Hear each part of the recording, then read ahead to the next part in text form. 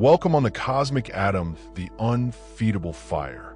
What distinguishes the dark elite from the spiritually gifted? There is a degree of strength so focused and unwavering that even darkness is afraid to approach it.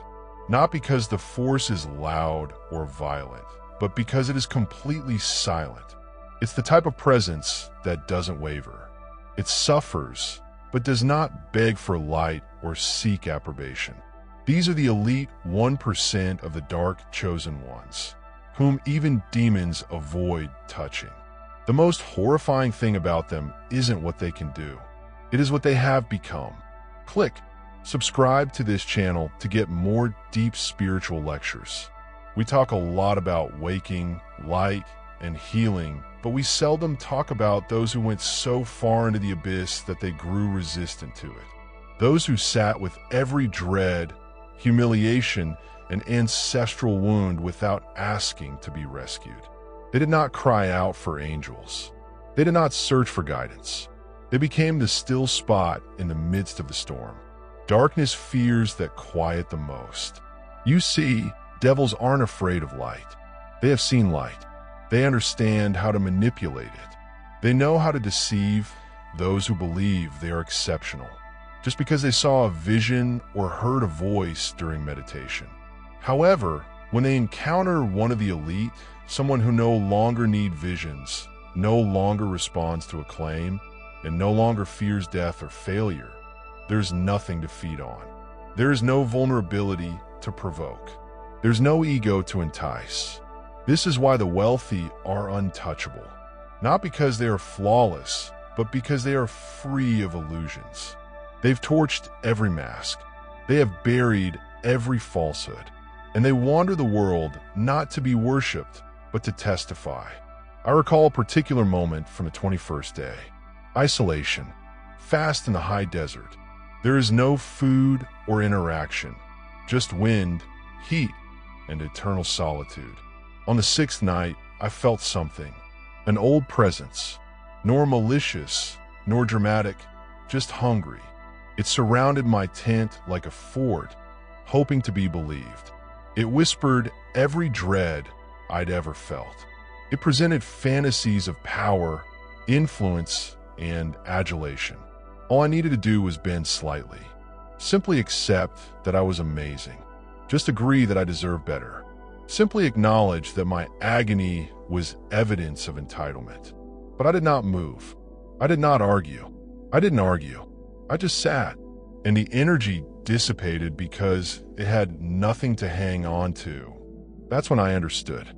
True strength does not come from opposing the darkness. It is about being the person who no longer has to resist. So, what qualifies someone for membership in the top 1%? It isn't skill. It is not knowledge. It is not charisma. It isn't even how much trauma they have endured. It's how little they have. These creatures have experienced betrayal, desertion, and spiritual crucifixion. Instead of clinging to the wound, they let it cut them open. Instead of turning their sorrow into a brand, they allowed it to entirely obliterate their individuality. They do not teach from scars. They educate by quiet. They do not perform truth. They are truth. And the frequency, it's something you can't fake. It is not something you can sell. It cannot be intellectualized. It's what you become after losing everything. And yet you're still here, living, knowing, and observing. And now comes the terrible part for those of you viewing this. Most of you believe that this is who you are intended to be. You've always sensed it and felt its weight. Even among other woke individuals, you've never felt completely at home. You've always felt as if you were keeping back something ancient and frightening. And this is the reality. Yes, you are. But the fact that it hasn't completely woken yet doesn't mean you haven't meditated sufficiently. It's because you are still connected, attached to being excellent, attached to being correct, attached to being seen as completely deep as selected. All of this is irrelevant to the upper 1%. They've already perished from it. That is why their strength moves like a silent storm. So I ask you, What part of you still wants to be seen as powerful? What part of you still wants to be recognized as spiritual, enlightened, or rare? This is the component that devils feed on. That is the element that makes you susceptible. Because even if you need to be seen, you may still be rattled. The top 1% of dark selected ones do not go about declaring themselves. They don't wear their power as a costume. They wear it like skin. Natural, invisible, unspoken. They do not argue. They do not explain. They don't defend their path since they've been through every hell that could possibly challenge it. And now, for the crazy part. When you achieve this level, you don't even notice you've attained it. That's how you know you're present. You do not wish to be elite. You don't have to be afraid. You do not need to be remembered. You just are. That's enough. To achieve this level, you must travel through the gate of annihilation. Not bodily death, but spiritual dissolution. You must give up what you believe makes you worthwhile. You must let rid of all identities, even the holy ones. You must give up your desire to be woken, because only in complete surrender can the deeper stream of your power emerge, not as something you control, but as something that flows through you. So let me ask you the first genuine question of your life. Would you continue to tread this route if no one knew you did? If nobody ever noticed your light? Would you continue walking if the world never offered you acclaim, fame, validation, or acknowledgement? Because the top 1% do not walk for others. They don't walk to applause. They walk because the trail defines who they are. And if you're still watching this, if your heart hasn't turned away, if your mind hasn't disregarded it as too intense, too much, or too dark, then you could be one of them already. You just haven't yielded far enough to notice it. But that's what we'll do next. We will go deeper than anybody else is willing to go. We'll take away every single delusion that prevents you from becoming the one. Even devils are afraid to touch. Are you ready? The bloodless throne. The privileged possess power without having to use it. There's a kind of authority that does not need to speak out. A force so old, it is not uttered. It's sensed when one of the elite, the 1% of dark selected individuals, enters a location. They lack charisma and do not command attention in the room. They do not posture or perform. They just exist. The space moves. The air becomes thicker. Time slows. People unintentionally drop their voices or avoid eye contact. Not out of fear, but out of reverence for something they cannot identify. That is the bloodless throne, which is earned through emptiness rather than battle or brilliance. Total inner calm, detachment, and self-mastery. The privileged do not need to utilize power. Their strength stems from their physical presence. You need to grasp something that most people will never see. True power doesn't respond. It doesn't prove itself. It does not proclaim it's coming. Why? Because it has nothing to lose. There's nothing to protect. There's nothing to prove.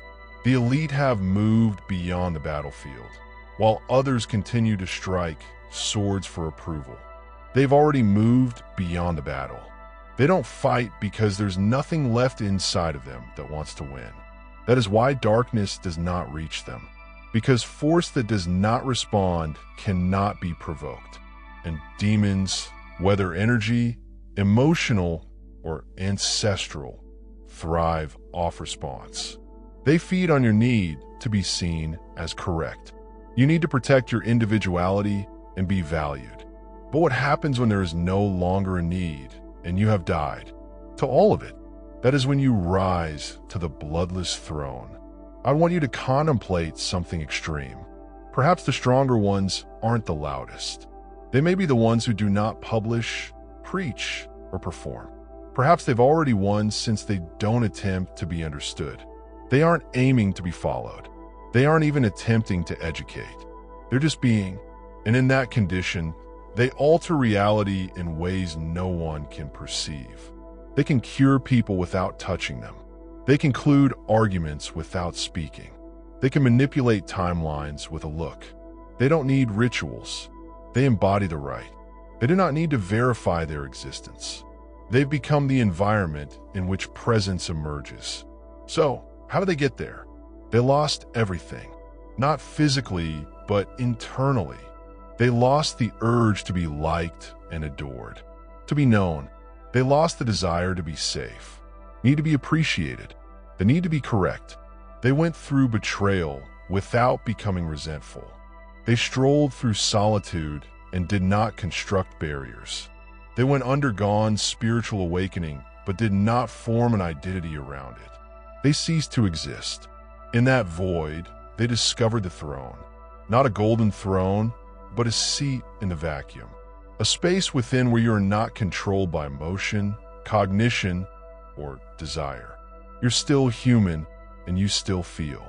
But nothing affects you until you want to be moved. Think about it. How many of your ideas today were genuinely your own? How many of your responses were really conscious? Or were you just reacting to ancient programming, unseen wounds, and unconscious fears? The top 1% do not live like that. They do not respond. They reply, and they often do not answer at all because they understand that not every conflict is worthy of your attention. Not all questions need a response. Not all insults need a response. Why? Because when you sit on the bloodless throne, you are not serving your ego. You serve the truth. And truth does not pursue. It does not plead. It does not dance for attention. It just is. That is true. Spiritual royalty. And this is what no one tells you. When you achieve that level, individuals will put you through more tests. They will attempt to provoke you. They will project onto you. They will misinterpret your quiet, limits, and separation. They will describe you as chilly, aloof, and unconcerned. And here is when the rare ego attempts to slip back in. Show them who you really are. Prove your depth. Describe your quiet. But you don't. You do not owe anybody access to your energy. You do not owe anybody your frequency. You do not know anybody. Your brightness. You give it when you want, not when they make a demand. And this is what makes the elite dangerous in the most holy sense. Because they've achieved sovereignty, not simply in their enthusiasm, but also in their focus. They do not pursue. They do not cling. They do not compromise their frequency in order to stay connected. They're not drawn into the craziness of others. They do not assume the emotional obligations of the shattered. They've learned their ultimate lesson. You can love without saving guide, without dominating and serving, without giving up your soul. So, the issue is, are you prepared to be misunderstood in order to stay whole?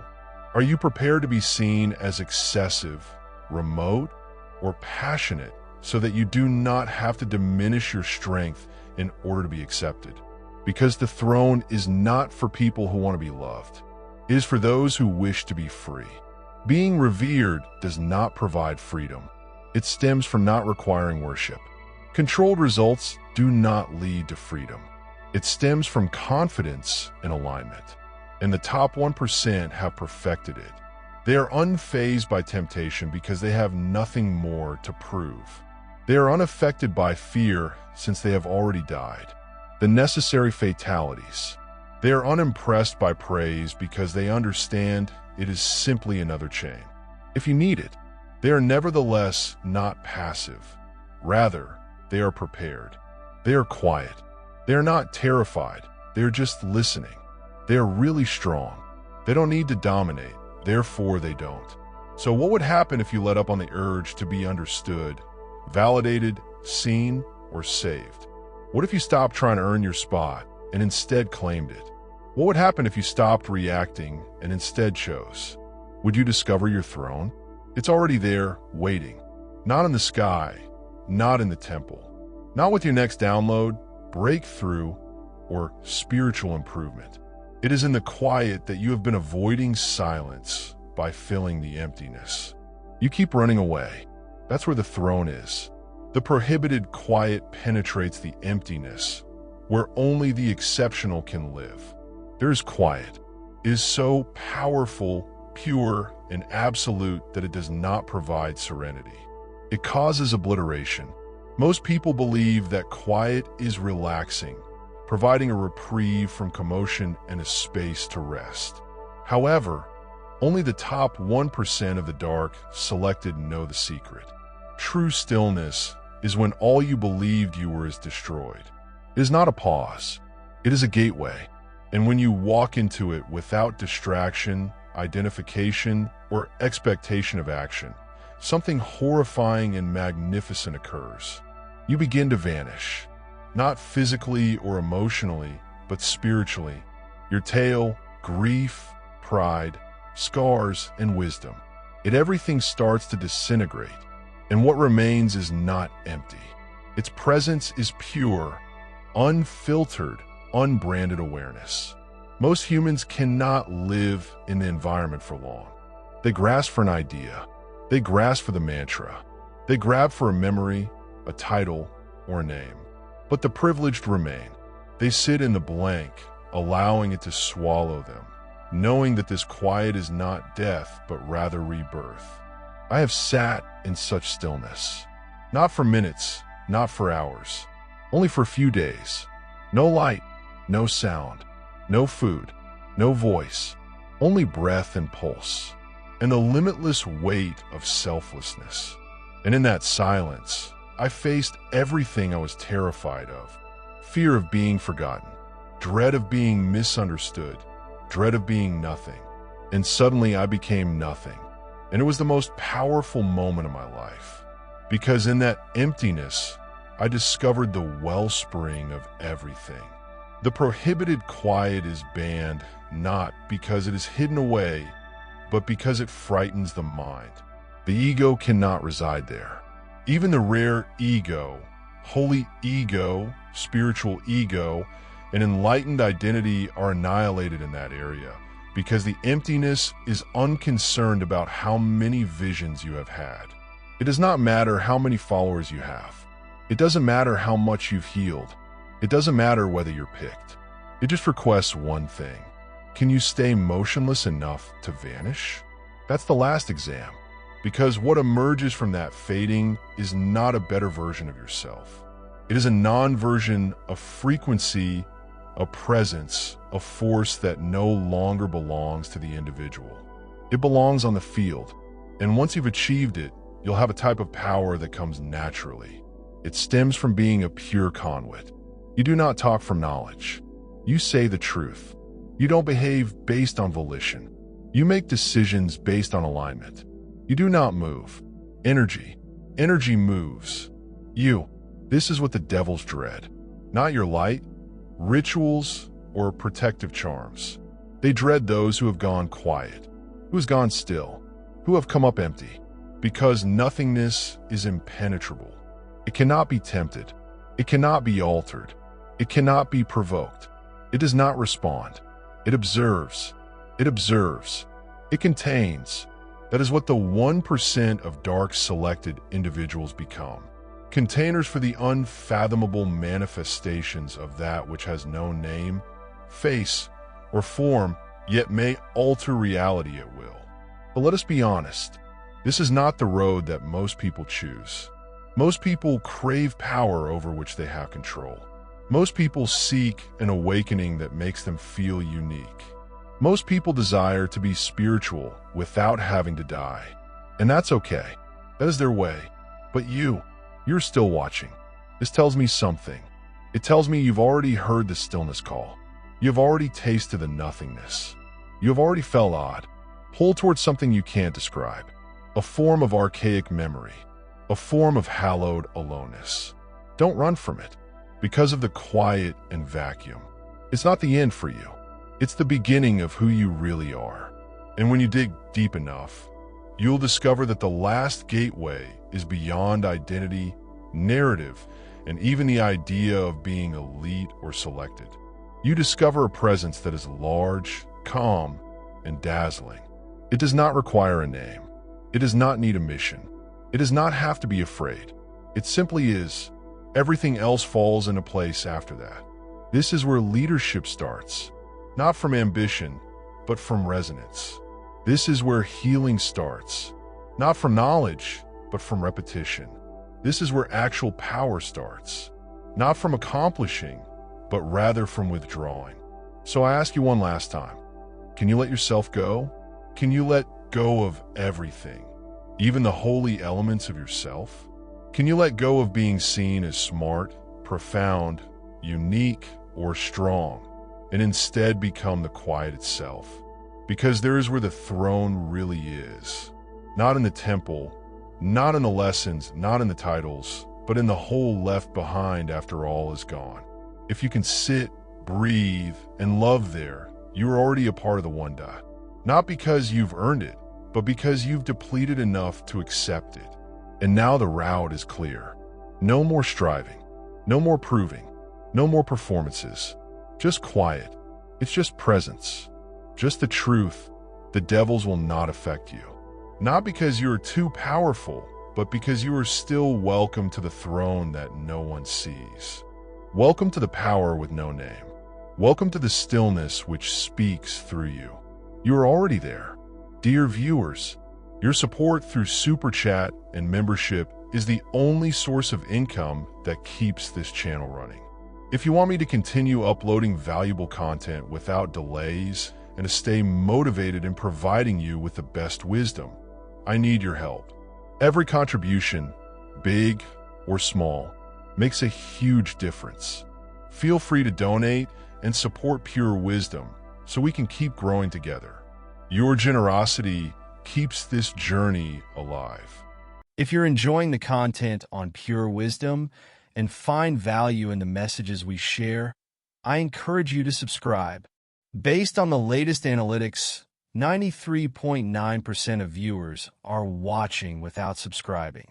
By subscribing, you not only stay updated with new content, but also support the channel's growth, allowing us to continue spreading wisdom for the chosen ones. Hit that subscribe button and turn on notifications so you never miss an important message. Let's build this community together.